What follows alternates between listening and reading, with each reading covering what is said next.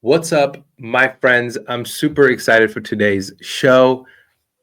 How do I describe this amazing individual? I'm going to get right into it. My man, Chaz Hoppy, is with me today. But Chaz Hoppy is not just any other guy. He's a close friend, he's a mentor. He's the person that literally helped me become a teeny bit of a better writer, a better thinker. Honestly, Chaz Hoppy is one of those people who's a seasoned ghostwriter. He's the owner of Cape and Cowl Media, a publishing company dedicated to helping authors transform their ideas into impactful books. With a wealth of experiences in the publishing industry, Chaz specializes in guiding writers through the intricacies of authorship. Man, it gets difficult out here for some authors, and this guy knows how to unravel some things. He is the guy that really makes sure that message deeply resonates with your readers, even if he has to send you that edit back 100 times. He doesn't care. It's got to resonate, unless you, of course, you hire him as a ghostwriter, which he makes sure he does a good job in. Trust me, he's written some amazing books, some of which are up here already, some of which have hit New York Times bestsellers or Wall Street Journal bestsellers. Yeah, not New York Times yet, just Wall Street Journal and Wall USA Street Today. Journal bestseller, but that's amazing. And USA Today. But I've worked with Chaz, over, I think it was about 3.5 years. Is that right, Chaz? Roughly. At Scribe Media. And now we've still continued to work together as we're kind of independently doing our own thing. Again, Chaz, my man, it's good to see you. Good to have you here, buddy. Hussein, thanks for the intro. I don't know what to say after that. It's a pleasure to be here. Yeah, man, absolutely. Chaz, you and I go back, but you and I used to have a lot of fun. I learned so much from you, man. We used to get on these calls with a community of authors that are moving through the authorship program at the old publishing company.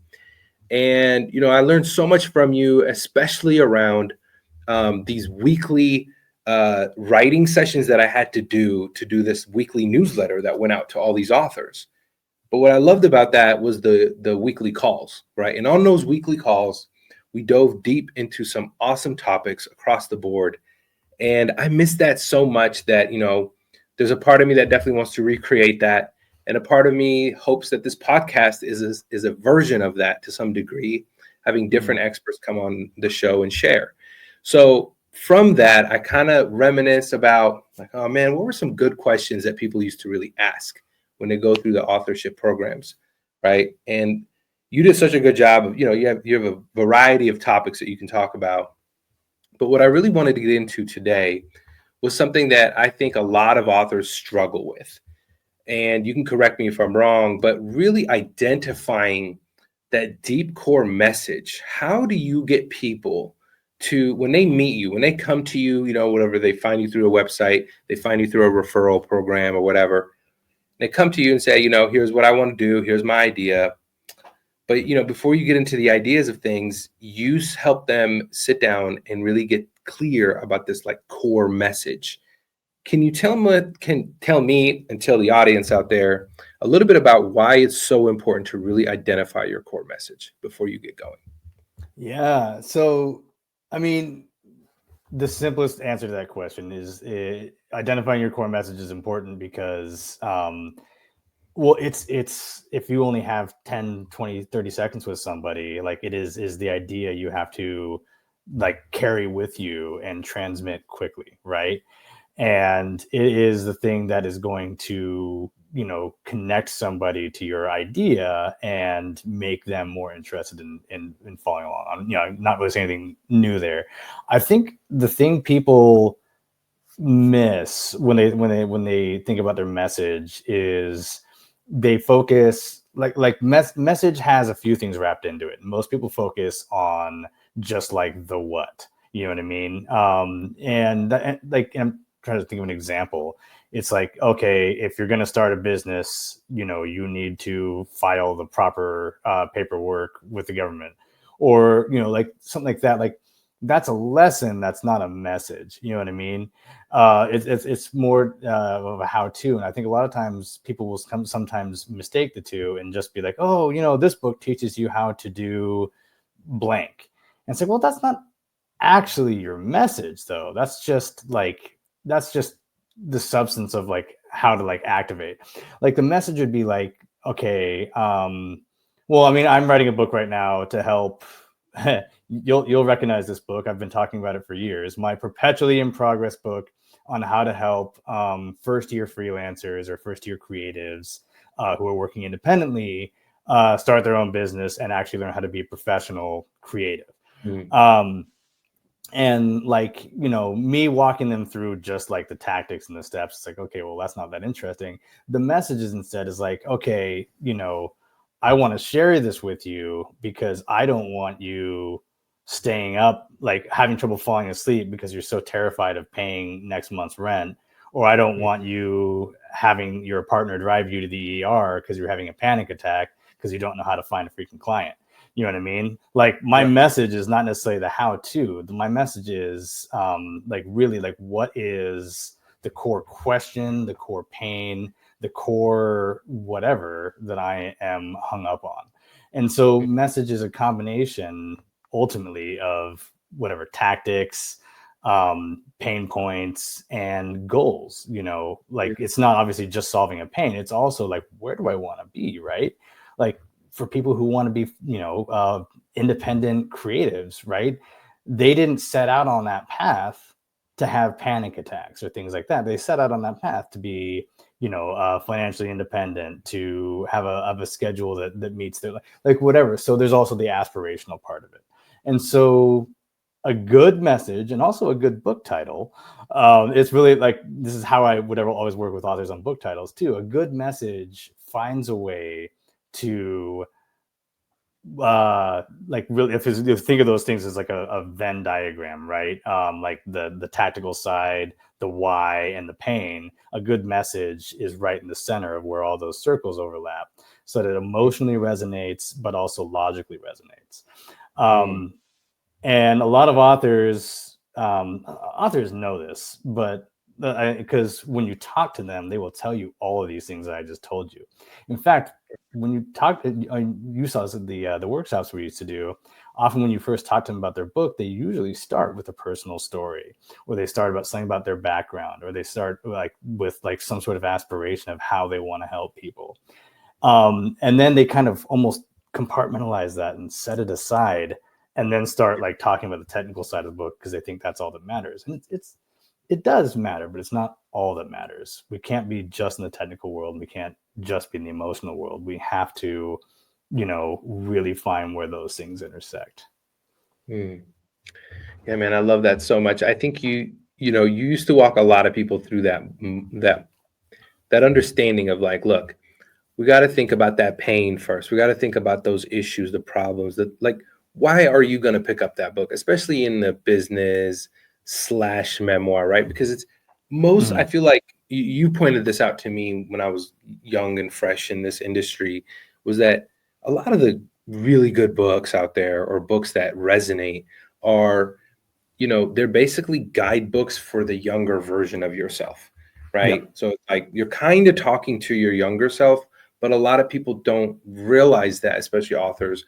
And you know, I want you to differentiate to me and the audience the difference between a writer and an author, because I think that's huge to begin with. I didn't even know there was a difference when I first started, right? But there is. And I think a lot of authors, because they're not in that world, they don't understand that they're actually talking to the younger version of themselves, wishing that they had this book, this guidebook, to help them guide themselves through not just the how-to of things, but really like, how do you deal with the pain? How do you deal with the loss? How do you deal with the very thing that you're actually avoiding talking about because you don't think it matters to that person?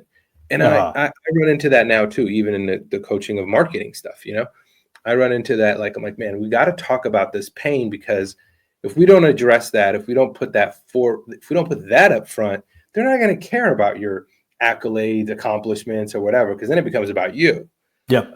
So can we jump back real quick and talk about the difference between authors and writers? And then I want to talk about balancing that personal narrative with business insights a little bit. Yeah, good. Yeah, because those are both like really interesting things I want to talk about. And another thing you actually said was you mentioned avoidance. So remind me about that too, because otherwise I'll forget. Okay, so difference between writer and author. I actually was just having this conversation with some clients who I'm ghostwriting for, and I'm doing a second book for them, and we had this really cool exchange yesterday where they were actually talking about when they started working with me on the first book back in 2020, 2021.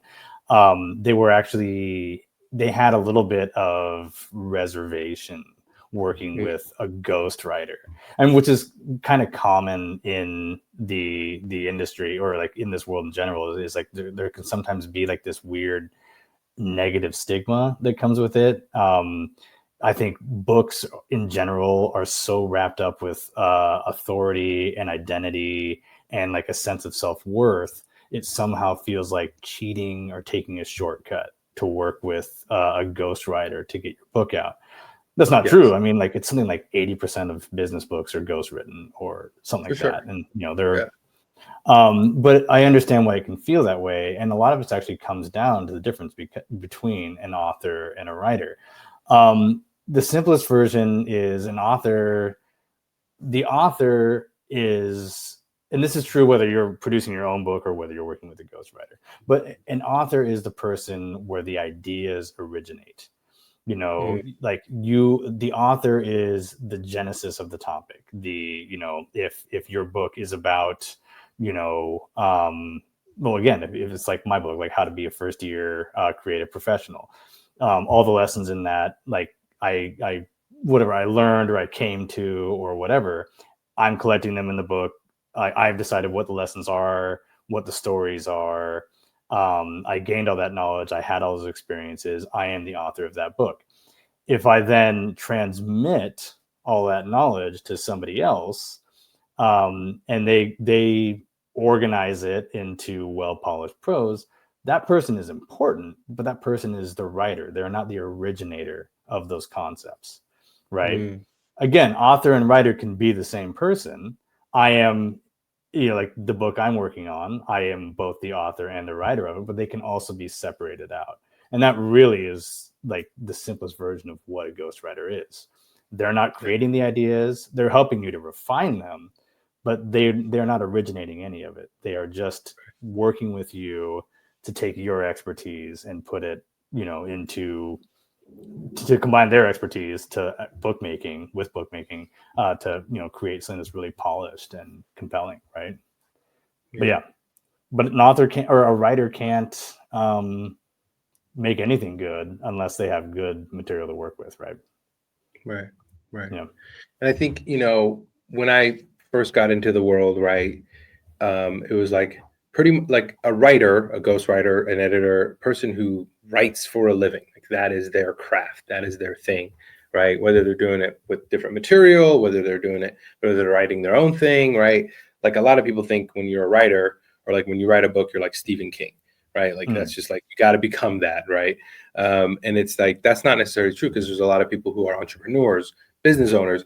I guess those are the same thing, but like people who do a variety of different things that also so happen to be an author of a book, right? Because they are an expert at that thing. And in order for them to like kind of bring all their expertise together, they kind of need the help of a writer.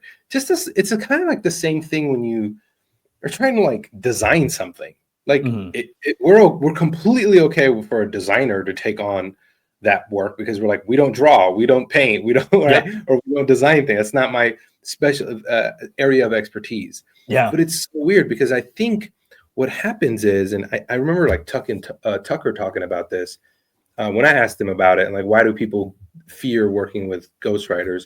And he was like, well, think about it. Like in school, you couldn't have someone else write your paper for you, right? Like growing up, we have this like sort of stigma around people doing the work for you, right? So people have that initial fear of like, oh, if someone writes the thing for me and I get discovered, it's like cheating, and it's gonna like knock my credibility down and all this stuff. And I'm like, wow, I never put those two together, but that makes so much sense, because you're right. Like it's not our immediate thing, because we think writing should be like, oh, you should be a writer. Like it's good. Yeah. You know how to do it if you know how to do spelling and grammar and all that.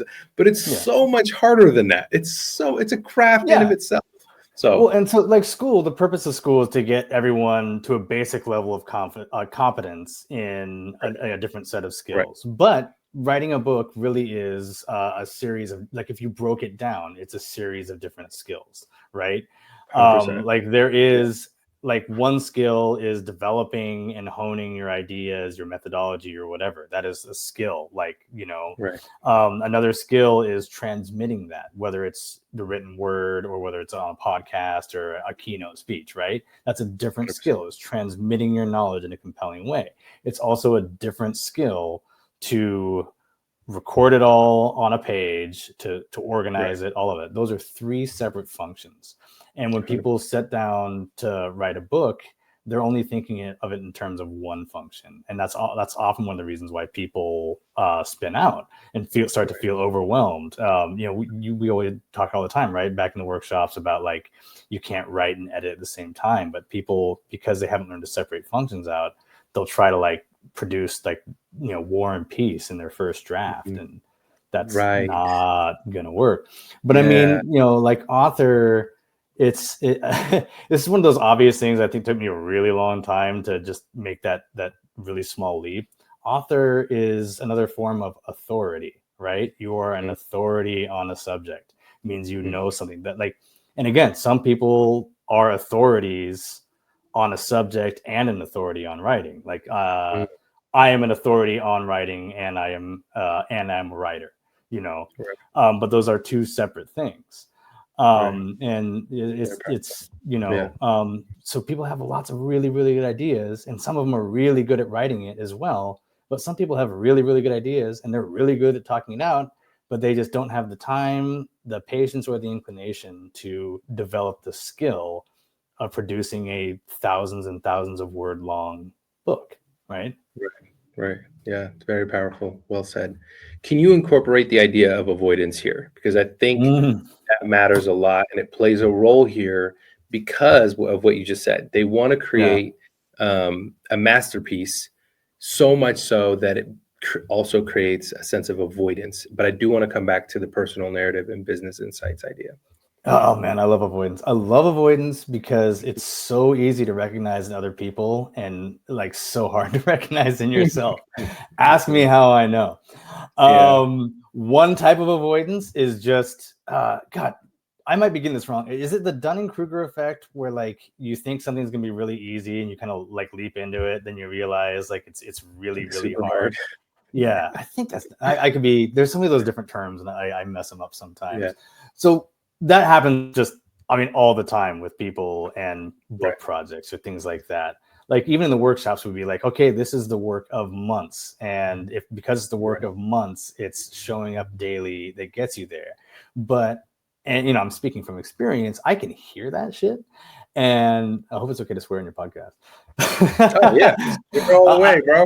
I can hear that, and then I can still, like, you know, have that cockiness and be like, oh well, that's the work of months for other people. I'm going to churn my book out in like 2 weeks. And you know, there was always a few people in every cohort we worked with who believed that, and sometimes there were actually people who did it, which, hell yeah, props to them. But most people get going on it, and they realize at a certain point, oh my god, this is really hard. Other people, that's one kind of avoidance, right? Just like, this is not something I was fully aware of the challenge of, and, like, you know, this is as hard as building up a health habit, like an exercise habit or a diet habit. Like, this is as hard as any other routine you're trying to build. This needs to be part of your day every day for, like, the next year or 2. I mean, if you're promoting the book, even beyond that, right? Another type of avoidance is just, I said this earlier, right? Making a book, no matter how you're getting that book made, if you are the author, making that book is tied up in your sense of self, your sense of value, your sense of identity. And it's also tied up with things that you may not be aware of. you'll probably remember this story again when I was as I've been working on my first year freelancer book.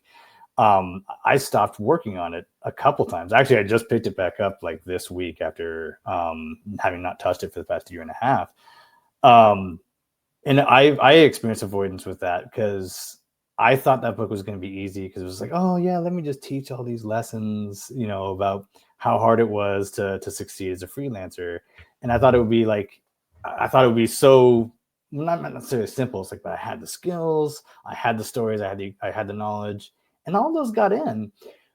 What I forgot though, and it seems so obvious in hindsight, what I forgot though is the reason I'm writing that book is because it was hell going through those experiences. It was traumatic going through those experiences. And when I was writing the book, Right. I was reliving that trauma. And it took me a long time to go, oh yeah, I mean, this is a business book, but in some ways it's a business trauma memoir. You know what I mean? Like, and one of my favorite things, I said this to start with avoidance. One of my favorite things about avoidance is that we rarely see our own avoidance, because, at least for me, I don't know if this is true for everybody, but when I avoid, I always like, my subconscious knows that my conscious is pretty sharp in the sense of like, if my conscious mind recognizes any sign of avoidance, I'll tend to get like, kind of like, oh, I'm just avoiding it. I'll do it. I'll get kind of gung ho. I have that part of me, right? So my avoidance tries to outsmart me. And it's like, it doesn't present itself as fear. It doesn't present itself as whatever. It presents itself as a rational reason. Oh, you're a little busy right now. You got to knock these things out. Or, hey, you need to like maybe stop and re-outline this or whatever. It's always some very practical thing. And there's legit reason. and there's always some truth to it. There's always truth to it. Yeah. But it's also avoidance. If like whatever, if it carries on past a certain point, right? And actually, I'm also working on a memoir right now with Emily and Tucker, actually, as part of their group. And I did the same thing on this book. I got really far, like 40,000 words into it, plugging away.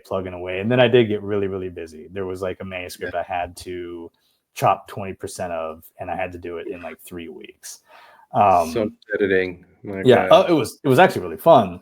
So I working with this cohort, practicing accountability. I say to the group, hey, can somebody just message me on X day and just say, hey, can you like, here's the date you set. When are you gonna get started back on your book?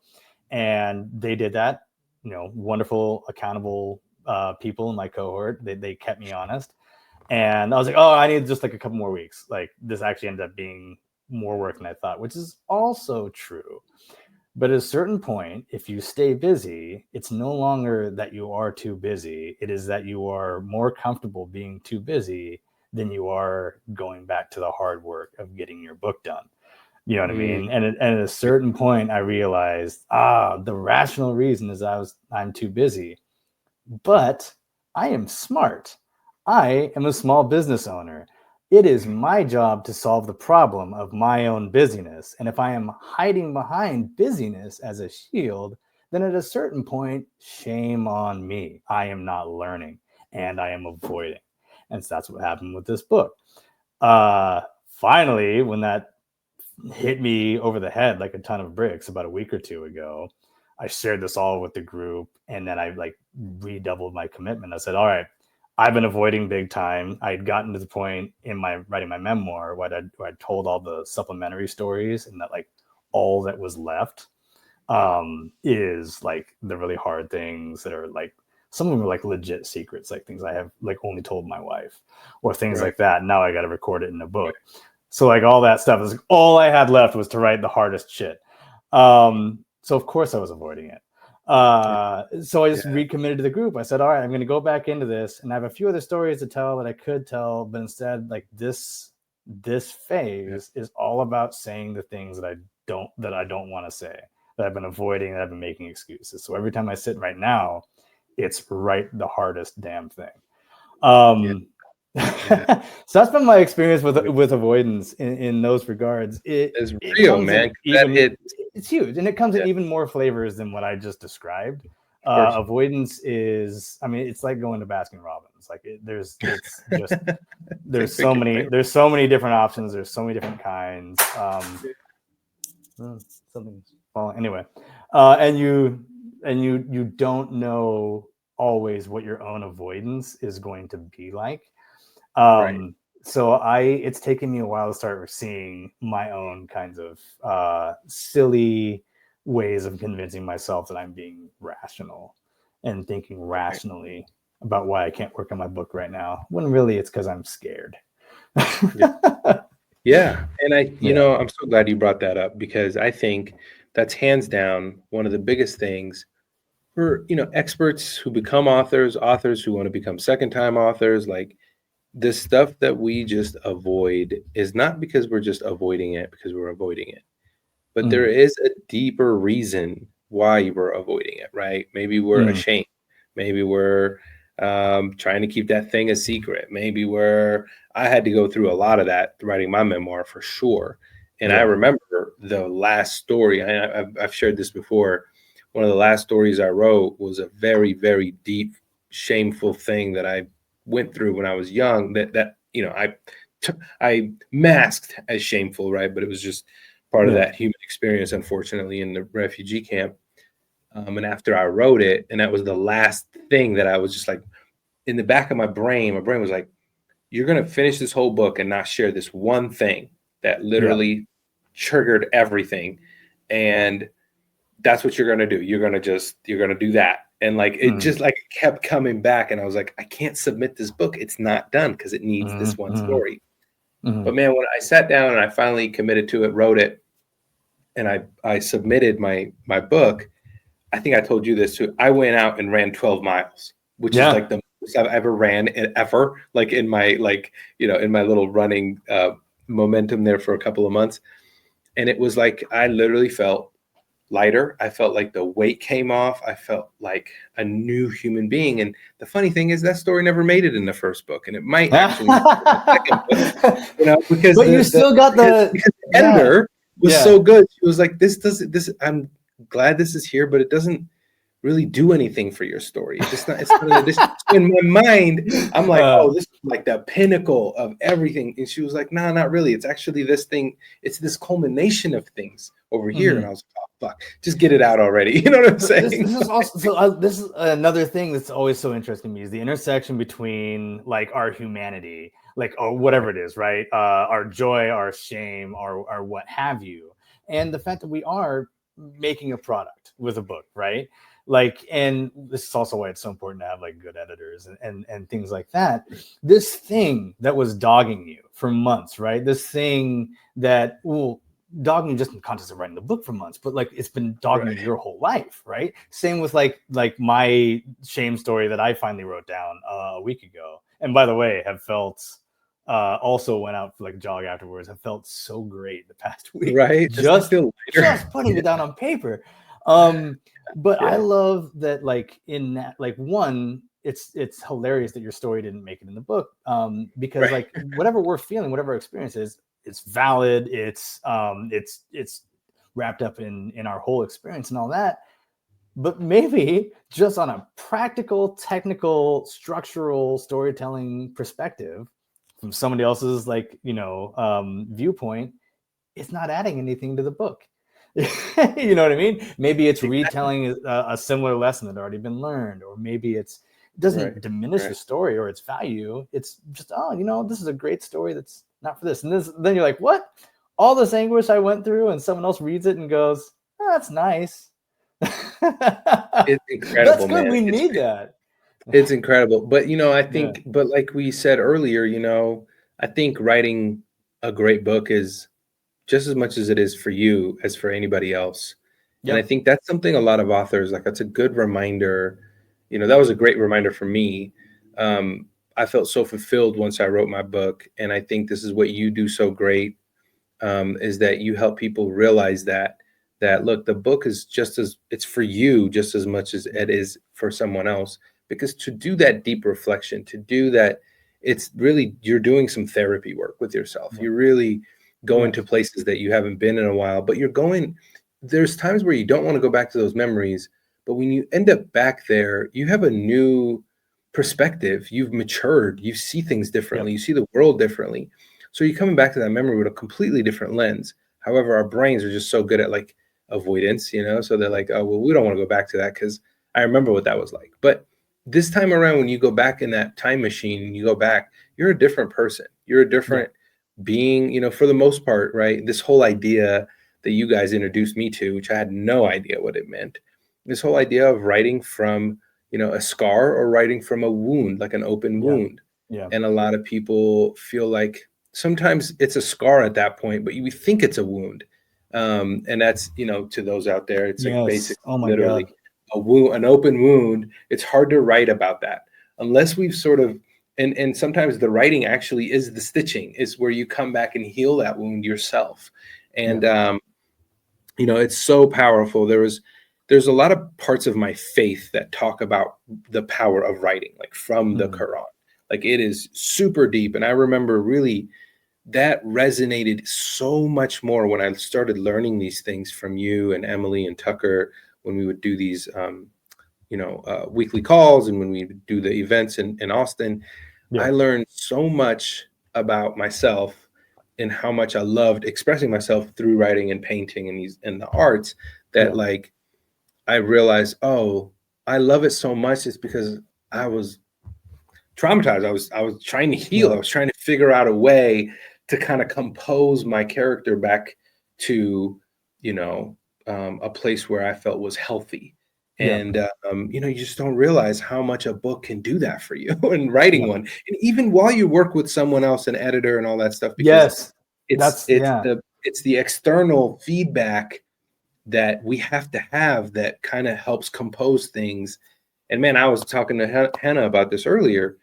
It was crazy because I was writing my book and for the first time ever going through therapy and like a therapist. And that, man, those two together were like, you know, tea and honey, dude. It was like what I needed.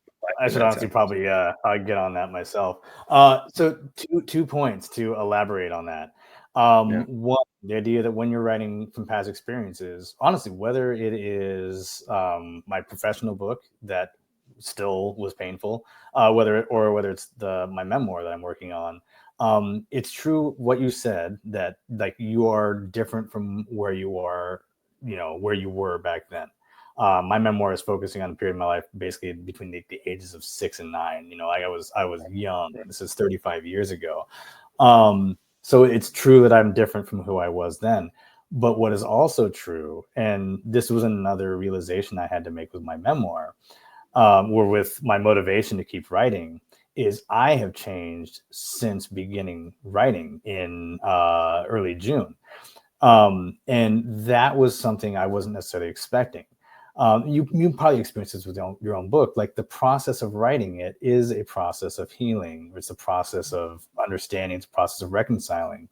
And so at a certain point, like that initial motivator to write the book, which was like, I need to get this out, that actually started to go away because I had started to get it out and it had felt really good.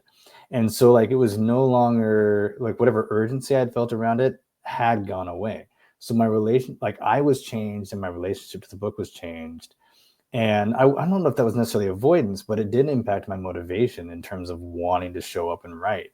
And I realized that in addition to like leaning into the hard things, I also had to reconsider like what was driving me to write this book, because the thing that formerly drove me no longer did. So that was really interesting. The other thing that was really useful to me, and this is like a brand new Chaz Hoppy insight that I'm definitely going to be like coaching other authors in, and it's probably something that other smart people have figured out a long time ago that I just stumbled into on my own.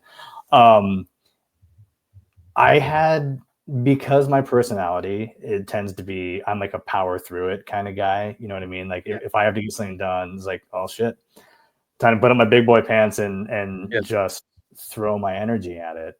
That's how I approached writing the hard things. Mm. And so I knew if I got to my seat and sat down to write, I would do it. I would power through it, right? The hardest thing for me is getting to my seat and doing it.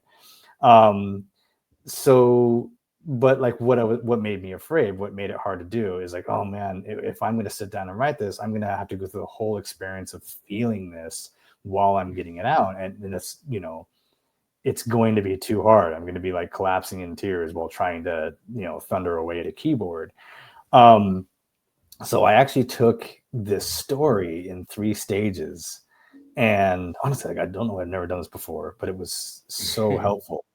I basically did like some dress rehearsals on this story. So like once I decided like this is the next thing I'm writing, the first thing I did was actually I spent you could carve out better space for it than I did, but I spent 2 hours in bed one night just allowing myself to, like, not writing, just sitting and thinking, allowing myself to be in the place, to remember the scene, to think about how I felt, to think about the people there, to think about the people who weren't there, to think about what I want, like to actually think about this memory and live in it. Because most of my life, whenever I think about this memory, I push it aside and move on as quickly as I can. But it was just, I'm going to spend 2 hours. I didn't say 2 hours, but I did decide to intentionally sit with this scene and just be there.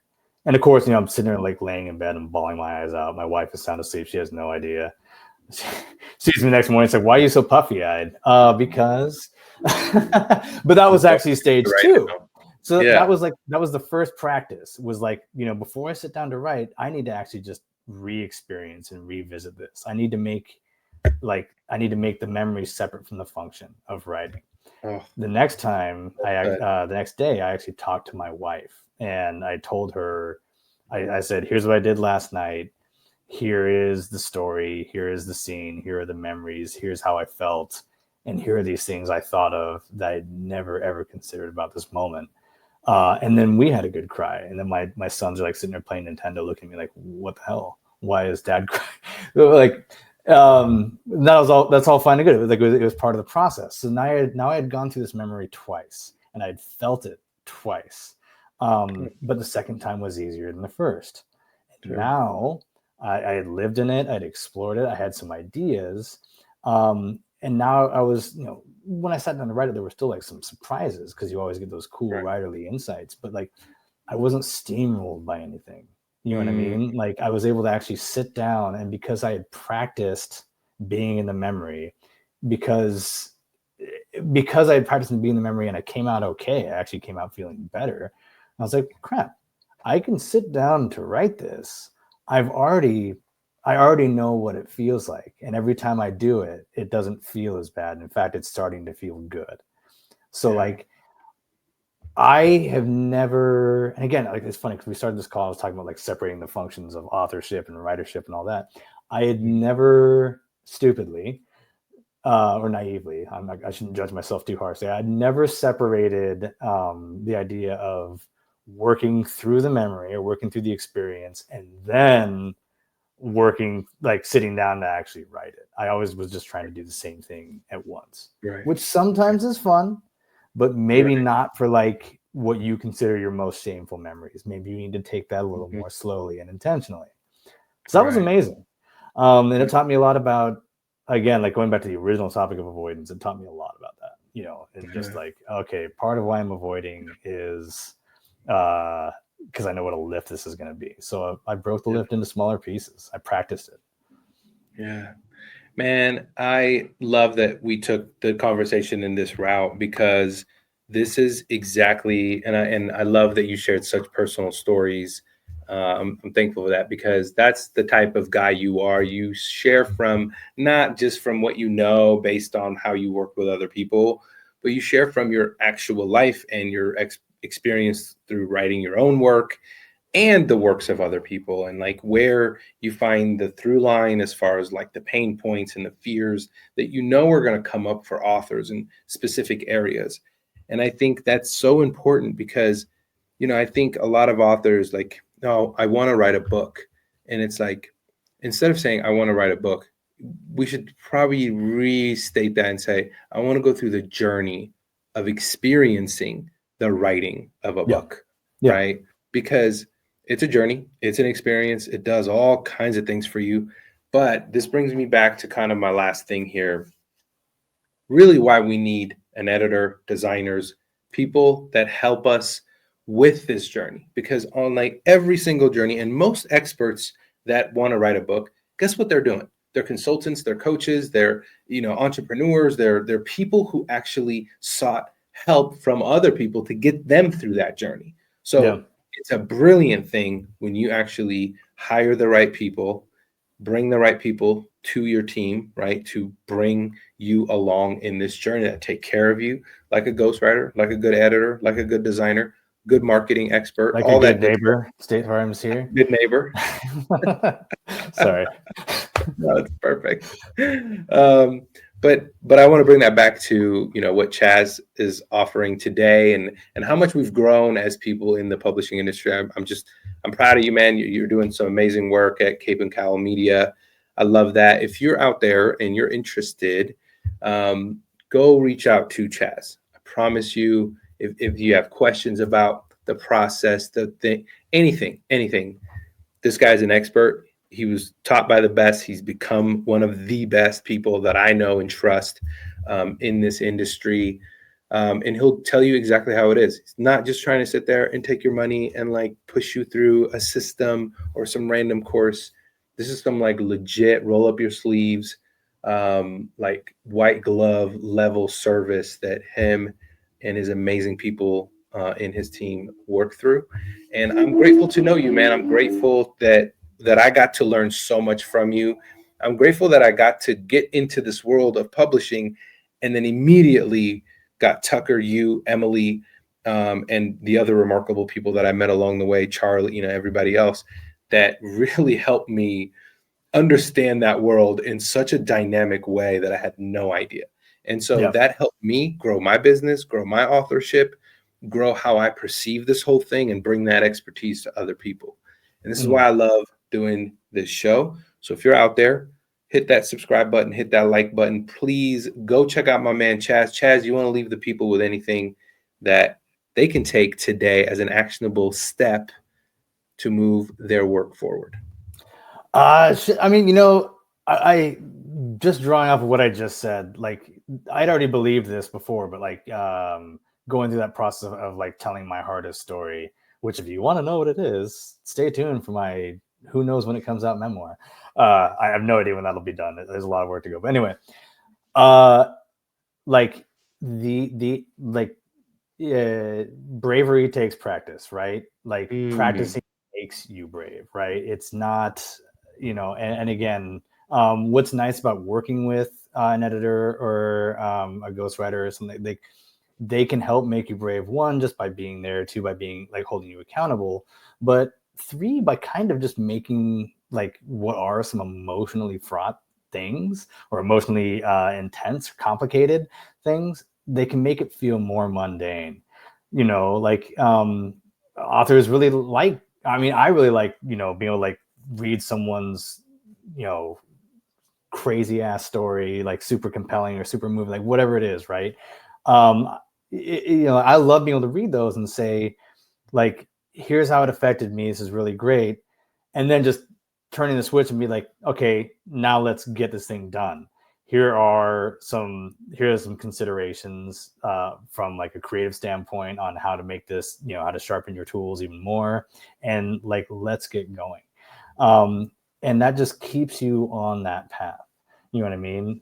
So if you're doing this by yourself, which, a lot of this work you can do by yourself. But if you are, find somebody you can talk to about it. Just have somebody to keep you accountable. It doesn't have to be much, but like somebody who maybe already knows your story or knows what you're trying to do. The more you share this with somebody and like meaningfully share it, you know what I mean? Like where like there's an actual like back and forth. This person wants to, push you for it. The more likely you are to actually get it done. And again, that's very old wisdom that I did not make up, but I have repeatedly found it to be true, and it keeps being true in different ways, is the best way I can put that. I love it. Chaz, wealth of wisdom, my friend. You're a mountain of gold.